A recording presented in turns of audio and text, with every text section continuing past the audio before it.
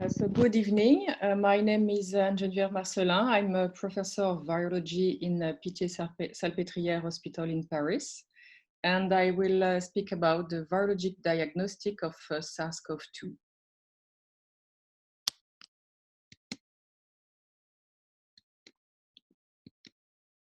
So here are my disclosures.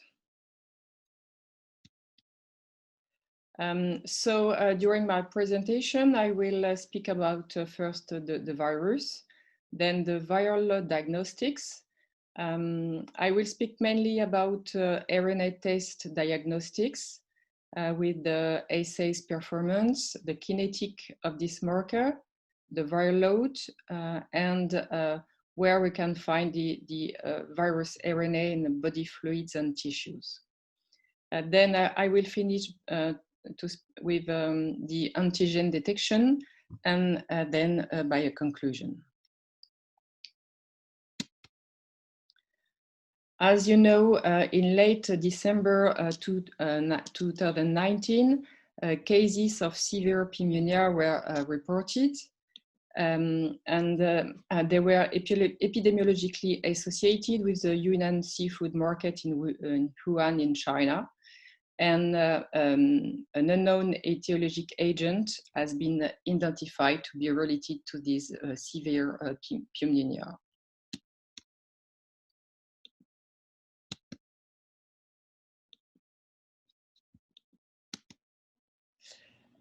So this etiologic agent is SARS-CoV-2. This is a beta coronavirus. This is an enveloped virus, and you can see that there is a spike protein at the surface. This protein mediates attachment to host cell. The genome of the virus is a positive sense single-strand RNA of 30 kilobases, and you have here all the gene along the RNA. Phylogenetic analysis of whole genome sequences showed that this virus has a 88% identity with bat-derived coronaviruses. And it has been shown also that this virus is approximately 79% identical with SARS-CoV-2 and about 50% with MERS coronavirus. The test to detect the COVID-19 can be divided into two main categories. First, molecular diagnostic test. This test will detect the presence of the virus, and they help to identify people who are infected. There are other tests, the serological test, that will detect the immune response to the virus, and they allow the detection of people who are already had the infection and develop antibodies.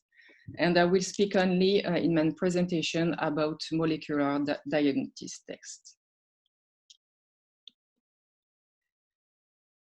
So RT-PCR is the most commonly used and reliable test for diagnosis of COVID-19.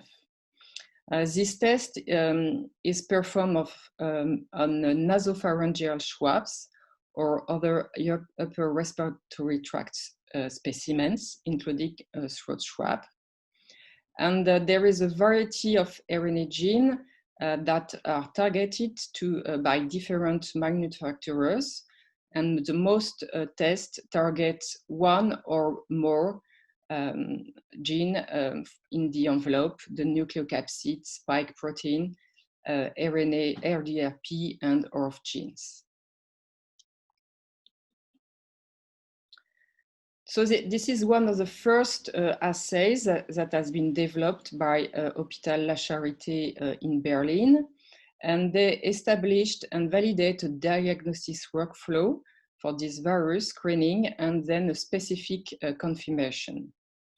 They recommend to use first the e-gene assay here as a first-line screening tool followed by a confirmatory testing in the RDRP gene then. So this laboratory-based molecular testing are performed after specimen collection. Then the samples undergo RNA extraction, followed by a qualitative RT-PCR for target detection. And the results are available within 3 or 4 hours. In April 2002, there were 28 commercial SARS-CoV-2 in vitro diagnostic assays that are approved by the FDA. So there are commercial assays that are available. And there are also some point-of-care molecular diagnostics. And these assays have low complexity and rapid techniques. And the results are available within approximately 1 hour.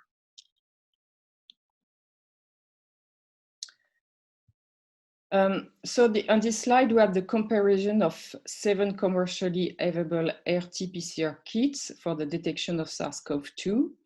And you can see that all these RT kits performed satisfactorily. Overall, the PCR efficiency is about 96%, and the lower quantification, the lower level of quantification varied from 3.8 to 23 copies per ml. So on this slide, you have only 7 commercially RT kits, but there are a number of other commercial kits that are available and are also approved by CE or FDA.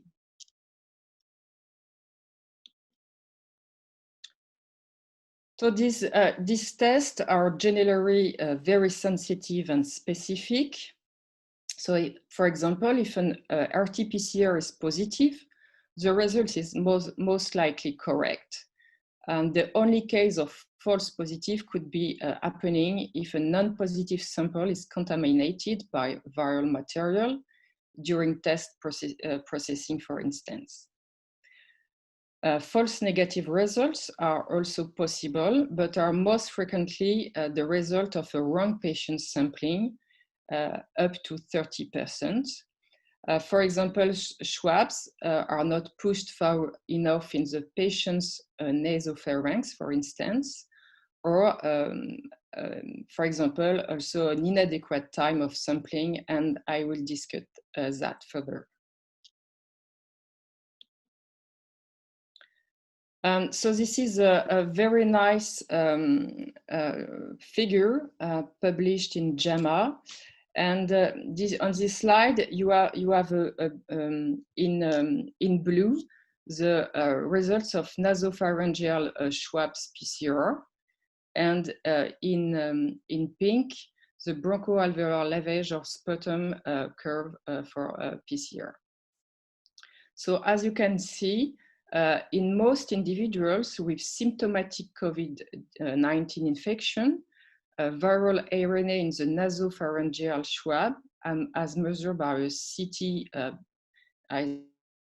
becomes detectable as early as day 1 of symptoms and peaks within the first week of symptom onset.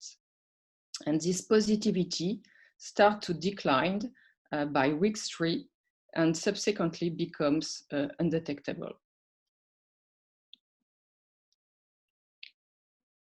It has been shown that there is a relationship between the viral load and the disease severity. In this prospective study, the authors look at the RT-PCR in the nasopharyngeal samples from 30 severe cases and 46 mild cases. And I remind you that the CT is a number of replication cycles required to produce a fluorescent signal, and lower CT values representing higher viral RNA loads. So as you can see, The mean viral load of severe cases in red are higher than the mean viral load of mild cases, approximately around 60 times higher. And it is interestingly to note that in 90% of mild cases, they were repeatedly testing negative on RT-PCR by day 10 post-onset. However, all severe cases here were still tested positive at or beyond day 10 post-onset. So patients with severe COVID-19 tend to have a high viral load and a long virus shedding period. And PCR positivity may persist beyond 3 weeks after illness onset, when most mild cases will yield negative results. However, a positive PCR result reflects only the detection of viral RNA and does not necessarily indicate presence of viable virus. In some cases, viral RNA has been detected by RT-PCR even beyond week 6 following the first positive test. And a few cases have also been reported positive after 2 consecutive negative PCR tests performed 24 hours apart. However, it is unclear if this is a testing error, a reinfection, or a reactivation.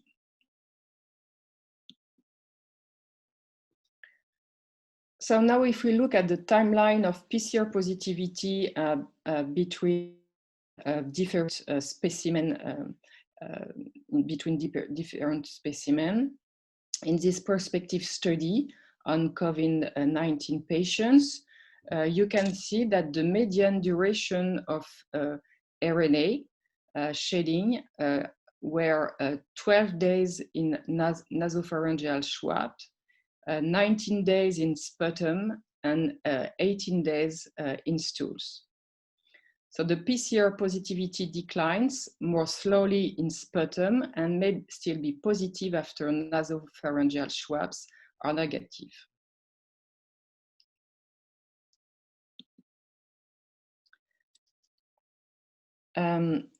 As I said before, the presence of RNA does not mean necessarily that the virus is viable. And in this detailed virological analysis of 9 cases, they provide proof of activity of active virus replication in upper respiratory tract tissues. They showed that the pharyngeal virus shedding was very high during the first week of symptoms, like in the other study. And it was interesting, the results were very interesting because infectious virus was isolated in 83% of samples during the first days from throat and lung derived samples, but never after. And they were not able to isolate virus from stool samples. So these results correlates with the decline of infectivity beyond the first week.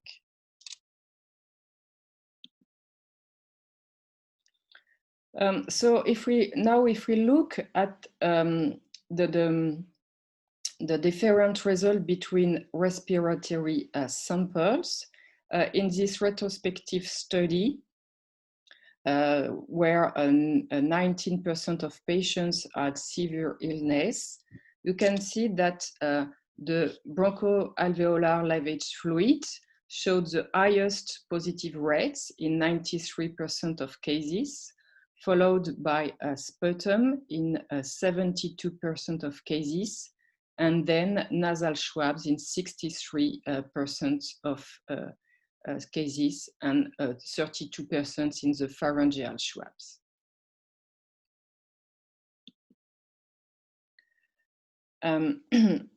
It has been shown also that a higher viral load has been identified in sputum than in throat swabs. Here you can see that the viral load in sputum was higher in throat than nasal swabs. And they showed also that the peak overload was observed after 5 or 6 days after symptoms onset.